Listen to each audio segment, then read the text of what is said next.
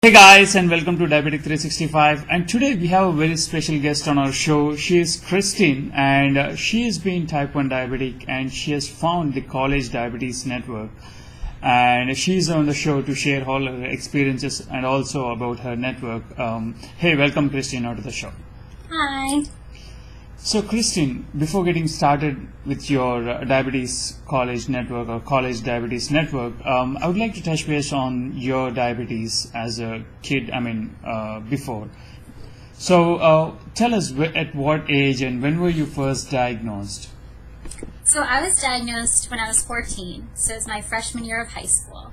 So as a teenager, I wanted nothing to do with it and didn't want to talk to anybody with it, and was definitely very alone with it for quite a few years. So that helped to prompt me to start the CDN. So let me understand you clearly. You're saying that you didn't share it with anyone. Were you kind of a little nervous, or were you kind of you didn't want to share it because you didn't want to disclose your friends to know that you are diabetic or something like you don't want to be treated differently, right? So is this the reason? Exactly. So yeah, definitely as a teenager, and having not been diabetic before, I was just uncomfortable with it, just angry with it, and didn't really know how to handle it. Okay. So, but you need to eat something, and you need to be careful in the recess breaks or in the playground or whatever. So how did you deal with that at that time then? I rode horses actually a lot. I spent most of my time at the barn. So I tended to just try to forget about it that way. But you do what you have to when you eat and try to get away from it besides that. Oh, okay. So when did you have this idea of creating a college diabetes network? And why? And the first thing, why did you do this? Did you want to open up to the world? Did you find it more beneficial telling others that you're diabetics in case like it might help you in a long run? Is that kind of a reason, or what is the actual reason, and when did you open up? Well, originally I never expected it to turn into what it has. It really just started out as a small group on our campus at UMass Amherst. So because of my experiences in high school wanting nothing to do with it, I hadn't had the opportunity to talk with other people. So when I started talking with a nurse practitioner that had diabetes, and it was the first time I was able to connect with somebody, and it was really freeing. So we thought it would be great to get all the students together and make it possible for us to share our experiences. And it turned out that there were no resources available. So CDN came from that and has kind of snowballed since. So what kind of resources were you looking at that time? What did this huge hole that you found in the available networks or available organizations or groups? What is that you specifically, can you be more specific, what is that you didn't find that led you to create this CDN? Well, unfortunately for the college population or just young adults in general, there's just a huge gap with many different things. You're transitioning from your pediatric care to an adult clinic, so you might be switching doctors. You've moved out of your house, you no longer have parent support, you might have a different set of friends. Nobody has money at that time, nobody's eating well, and you're studying all night, so your whole life gets turned upside down, and at that same time, all of your support goes away too. So it was just it's a very vulnerable time when there just hadn't been any support, whether it be through information or people. Yes, what you said is exactly right, and there are a lot of things that you need to be very careful when you step out of your house and your parents are no longer taking care of you. So when you are staying in UMass and when you're staying in a college dorm or with your friends, so how did you deal with that? Like, your friends might be your roommate is not diabetic. How did you try to communicate way better with him to understand you, when you need some help or something like that? Well, definitely it's a new experience going off to college, and it's the first time that nobody knows you're diabetic. So it's a little intimidating, but it definitely brought back the point that people had to know. So I became a lot more open with saying that I was diabetic. especially with the roommate, and I've heard from a lot of other students that they're very scared going in to tell their roommate. I had 2 roommates my freshman year, and I found them both to be so curious about it. And the second I said I was diabetic, they're like, "Oh, well, what do you do? Can I watch? Can you explain it more?" So it ended up being much less scary than I had thought. Okay. So is there, I watched your interview before, and you told that there is a lot of things that are related when you're in college. You have a lot of stress levels, you have a lot of things to do, you have a lot of, coursework to submit. So you also need some kind of emotional help because you're away from your parents and you have to look after yourself, and there is a lot of mental and emotional pressure on you. So how did you deal with that? Well, actually, I majored in psychology, so that was a huge reason why I started CDN.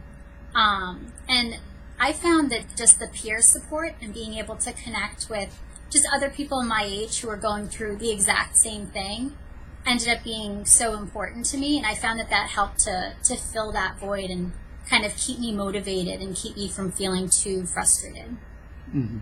So what are some of the things that you learn theoretically in psychological classes that you apply to the real world college diabetes network? Can you explain some of them? At least 1 or 2. Oh, God. Well, I guess just a lot of social support, and I know this is sounding really repetitive, but social support is just so important in so many different situations, but especially with something like diabetes, where so few people can actually understand everything that it affects. Mm-hmm. So the other thing is also, I think interviewed one more person who is in college, and he started Glucobrands, Ethan Lewis, a few days back, and he said the food was really a problem when you live in the with your roommates, or when you live in a college dorm or whatever. So how did you tell people, how do you educate people who come to you in this college diabetes network to deal with the food stuff when it comes to food? Yeah, that's definitely a big issue with college. As far as how we help with CDN, we want to go from nutritionists and bring the best information possible. So part of that is being able to make healthy choices in an environment that you don't have control over. So understanding glycemic index and how to understand portions a little better, but also understanding your rights as to switching your meal plan or making other things available. Mm-hmm. So for me, I ended up switching to a smaller meal plan because it wasn't matching my needs. Mm-hmm.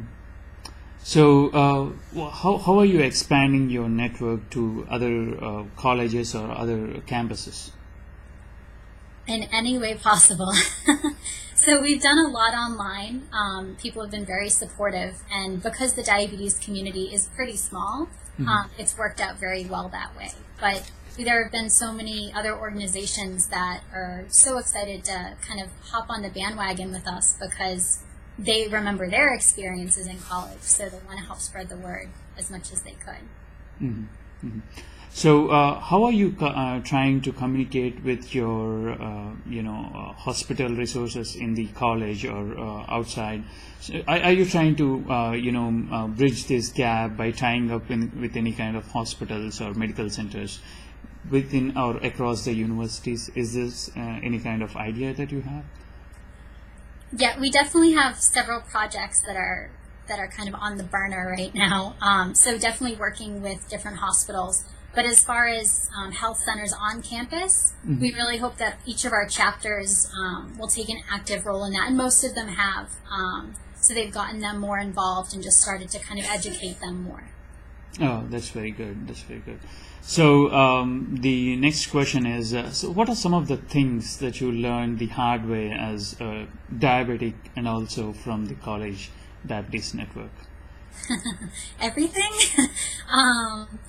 I think I would have to say just how overwhelming it can be. I took it all on at once and was 100% for a little while, and then definitely got burnt out. So I understand the burnt out portion of diabetes.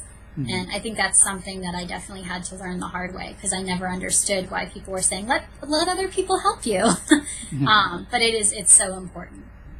So, and also many people feel that there is a lot of education gap also when you're in college. You don't know, you stepped out of your house and you're alone. So there is a lot of education gap that one needs to be educated, type 1 or type 2 diabetics needs to be educated. So is there a way, since you're in college, is there a way, a kind of a small course kind of a structure which spans like 4 or 5 weeks, which gives all the students who are coming into the college, you go through this 4 or 5 week course to equip yourself with all the tools and also with all the things that you needed to stay for the whole 3 or 4 years. Is that kind of plan? Are you putting something in place, something like that?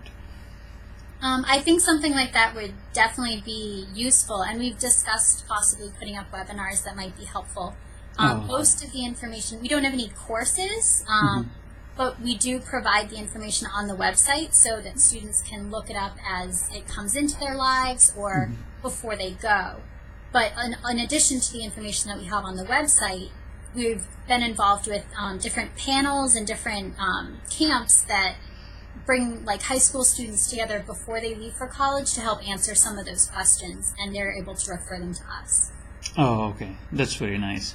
So your final message to the diabetic community and also all to the students out there in colleges having type 1 or type 2 diabetes?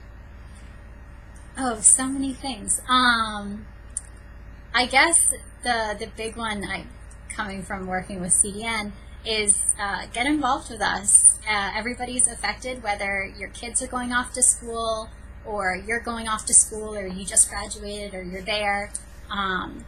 College is a fun time, so it gives you a connection to it, and we would definitely appreciate any help and connection. Thank you, Kristen, for coming on to the show and sharing your diabetes network. And everyone watching this show, please do go to Kristen's College Diabetes Network and try to connect with her. And you have a nice day. Take care, Kristen. Thank you. Good night.